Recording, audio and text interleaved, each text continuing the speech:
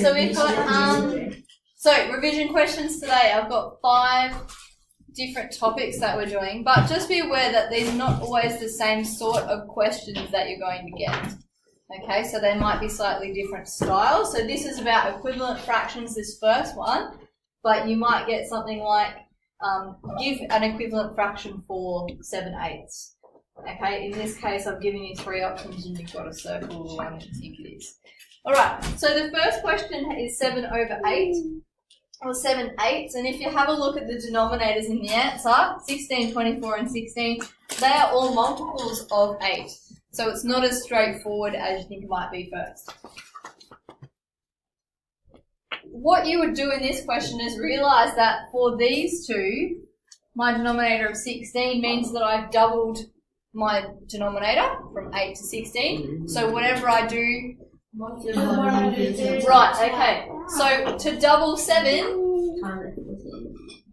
14. Okay. Yep, I've got a 14, so this is my answer here. Okay. Now, it'd be a good idea, just in case, to check that the 24 doesn't apply. So 8 times 3 is 24. 7 times 3 would be 21, so that's not correct. Good with that? Yep. Great.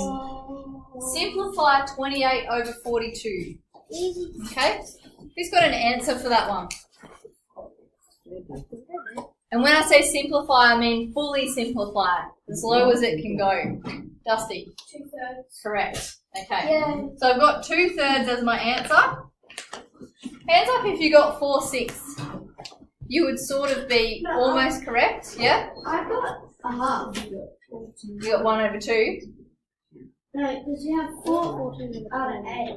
Your 28 is half of 42. Yeah, can't be right. You made a Then little you error. get out of 6. Noah, what did you get? 7/11. Okay. I understand how you can see. 7/24. So what is the... Excuse me. Okay, so, could you not do that, please, Jen? Thanks. You mark that video. Right. Okay, so now we're going to divide, to get to 2/3, you've got to think of the largest number possible that you can find that both of the numerator and the denominator can fit into, okay, or can be divided by, and in this case it's 14. Okay, it will lead you all the way to 2/3. Alright, but if you looked at those two numbers, and like I did when I first saw the question, I didn't think of 14 straight away. Me too. Okay, so if you were to just halve it, okay, 28, and why would I choose to halve it as a strategy? Because it's simple. Yes, good? They're both even. Right, because I know I can do that because they're both even. I would get 14 21. and 21. And And when I look at that, I know that 14 and 21 can be divided by 7. Further, okay, 14 by 7 is 2, 21 by 7 is 3. Okay, so if you do it that way and you get the answer and you show you're working, is there an issue? No. Okay, so that's a strategy if you look, and particularly if the numerator and the denominator are getting on the larger side. That's definitely something that you can try. Okay, 4/5 plus 3/12. A couple of people found this question a bit challenging. So what do you need to do when you're adding or subtracting fractions? Make the Right, make the denominators the same. So in this case, what denominator wrapper? 5 times 5 by 12. Right, to get 60. 60. Okay. Cool. And whatever I do to the bottom, I've got to do to the top. Now, I want to point out a strategy to you here. Okay? If your numbers are not huge, like 5 and 12 are not huge, and you can't think of what to times them to make them both the same, you can actually do what we call cross multiply. Have you heard that before? No. So you're using the timesing one by the other. Now, just by chance, that's what you do here anyway. Can you stop, please? Thank you. But that is a strategy you can also use as well if you're really stuck, and then of course you need to simplify your answer. 5 times 12 and 12 times 5. Amazing. Wait, does that always work? No. It does always work as long as you do the same to the top as you do to the bottom. Okay. But sometimes it can make it large numbers. So that's kind of like a last resort strategy.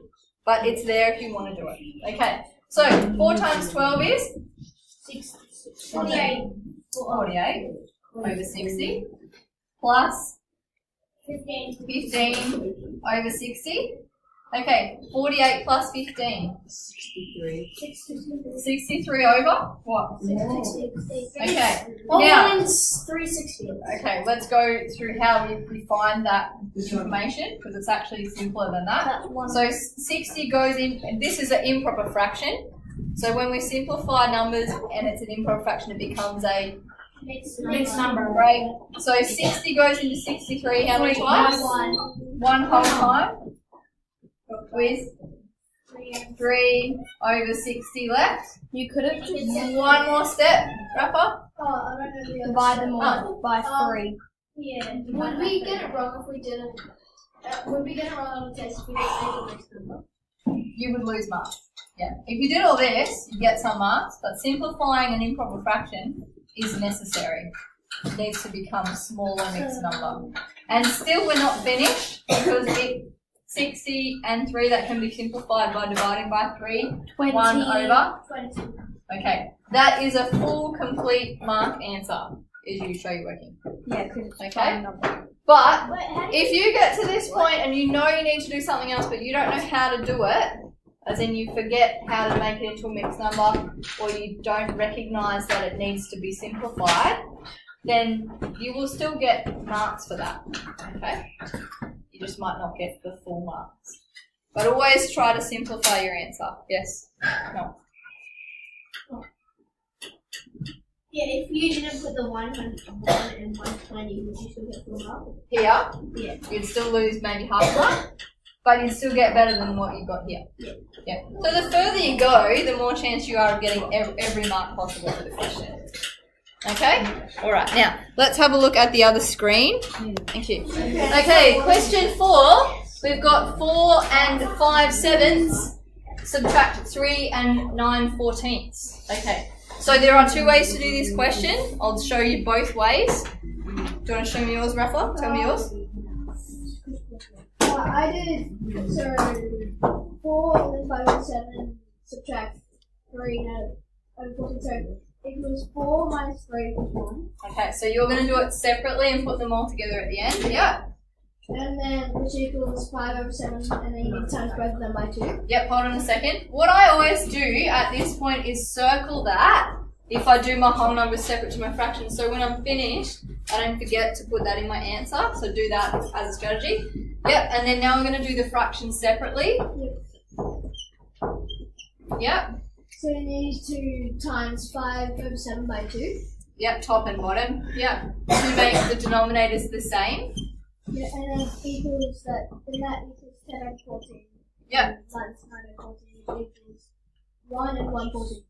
Okay, so 1 and 14, and then I would circle that, and then my final answer would be 1 and 1/14. Great, okay? Because remember, if the denominators are the same, it's the same in your answer, you just subtract the numerators or add them if that's what the question's asking you to do. Alright, so... you have to add the 1. Yeah, I'll put it in my answer, yeah. Yeah, 1 and 1/14, okay? Did someone do it a different way? Yep, Noah, how'd you do yours? I did 4 times 7 plus the 5. Right, so 4 times 7 plus 5. So what Noah is doing is turning them into improper fractions. What'd you get? 4. Oh, I got 66, 14. No, I think you've changed the denominators too soon. Oh no, I got 33. Right, yep. 33 over 7. Yep. And then the same here. And I got 42. Sorry, then you got what? 42. 42 14ths. Okay. I still can't subtract them though because my denominator is not the same. Yet. Times 33 and 7 by 2. Yep. So I've got 66 over 14. Subtract 42 over 14. Which equals 24. Okay. Now you would simplify it to the mixed number. So it goes in once and 10 14. 10 14. Then you can divide that to 1 and 5 7. I think there's a little error there. No, you can only go to. Yeah, there is. Yeah. 1 and 5 separate. I'll check back on that. I think you've made an error here because we really should get the same answer. All that way. It was a single 14. Yeah. I'll go back and check that in a sec, okay? 66 minus 42. Alright, I've got 5 minutes to go. Okay, 3/8 of 6. Oh, yes, Bailey? I got the question. I got the answer for 5. That's amazing. Oh, okay. Right. So 3/8 of 64. So what you need to figure out is what is 1/8 and times it by 3 in this case, because that's what the question's asking you to do. Bailey, how did you do it? So I did 64 times 3.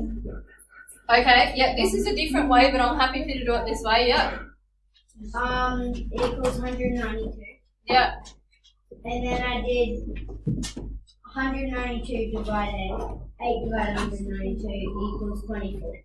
Okay, cool. Now, I didn't show you that way, only because I forgot that was that way to do it. So it's kind of the opposite. So if you looked at that and go, that's not what Miss taught me, that's okay. But that is a different way to do it. So you're just finding what timesing by the numerator and then dividing by the denominator. You can do that. But the way that I showed you, which you should get the same answer, Maxie? Oh, I was just gonna say for number 4, did you forget to add the 9 as a numerator? Yeah, probably. Because that one's only 42. Oh, yes, Should be okay. 51. Right, yeah. So that's why we got a different answer here down the bottom. Okay, so we should have what as an answer? 15, if that's better. Yeah. Yeah. Cool. Thank you. Alright, so another way to do this one is Will? So I've got a way to do it, and also for the question 4, I have something that I just did. The question 4. Alright, so let's do question 5 first, and then we'll go back to that, yeah? So do 64 divided by 8. Yep. Equals. And that it equals 8. Yes, 8. Yep. Then 8. And then 8 divided by 3. Not divided by. Times by 3. Yep. Sorry. Equals 24. Yeah, cool. Alright. And- Either way is fine. But I would suggest maybe just memorize one way for so you don't get confused. But then, Okay? what happens if you forget that other way? Just like, you can do it both ways. Yeah, true. As long if you're confident you're not going to confuse yourself by learning both ways, go for it. Yeah, that's fine. No problem. But Bailey, it just comes down to looking at whatever answer you do get and checking if that's reasonable, because that's a sign that you've either on the right track or not. Yes, Will, tell me about question 4. So with question 4, to help you not forget the 1, what I do is I bring down the 1 next to the 5/7 when you're subtracting. Yeah. So I put it right there so I don't forget. Great. Awesome. Yeah, because I'd hate for you to know exactly how to do an answer and just forget to add something in those marks. That'd be terrible. Any questions about any of those questions? Yep. Alright, cool. So, a selection of the basic 5 different topics that you'll have in the exam, but there will also be things like placing fractions on a number line, okay, which we've done a couple of times, and also maybe ordering fraction sizes when the denominators are different. That's kind of tricky too, and my best advice would be to put them on a number line in that case. Then you can see the order. We've done that in class. Alright,